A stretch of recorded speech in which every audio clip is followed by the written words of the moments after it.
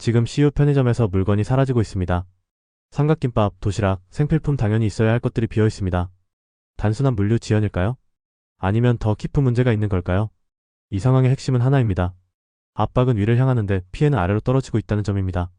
4월 20일 진주 물류센터 앞 집회 현장에서 대체 투입된 화물차와 조합원이 충돌하는 사고가 발생했습니다.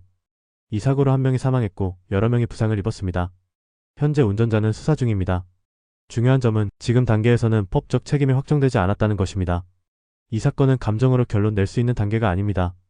그래서 우리는 사고 자체보다 그 뒤에 있는 구조를 봐야 합니다.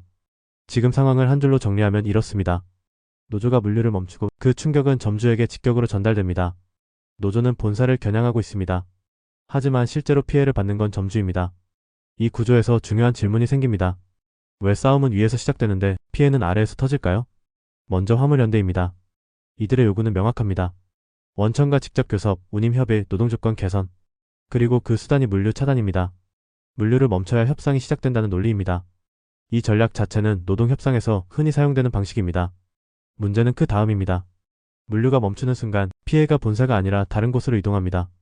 그 대상이 바로 점주입니다. 점주의 상황은 단순합니다. 물건이 안 들어오고 매출이 바로 떨어집니다. 고객은 다른 편의점으로 이동합니다.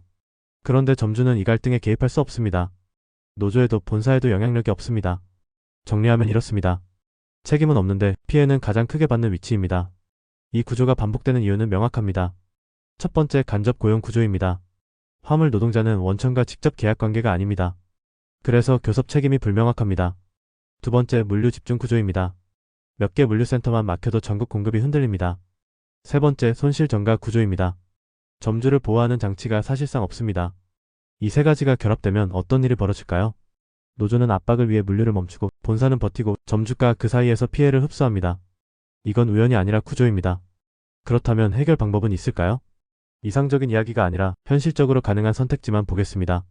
첫 번째, 원청 교섭 구조를 만드는 방법입니다. 일정 조건에서 본사가 직접 협상하도록 강제하는 방식입니다. 이게 가장 근본적인 해결책입니다.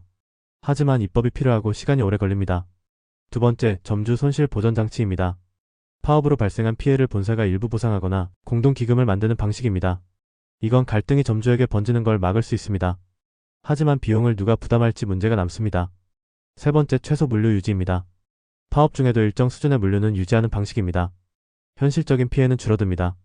하지만 노조 입장에서는 협상력이 약해질 수 있습니다. 네 번째, 물류 구조 분산입니다. 특정 센터에 집중된 구조를 나누는 방식입니다. 장기적으로는 효과가 있지만 시간과 비용이 많이 듭니다. 결국 중요한 건 하나입니다. 단기 대응, 중기 보완, 장기 구조 개편이 동시에 이루어지지 않으면 이 문제는 반복됩니다. 이 사건을 한 문장으로 정리하면 이렇습니다.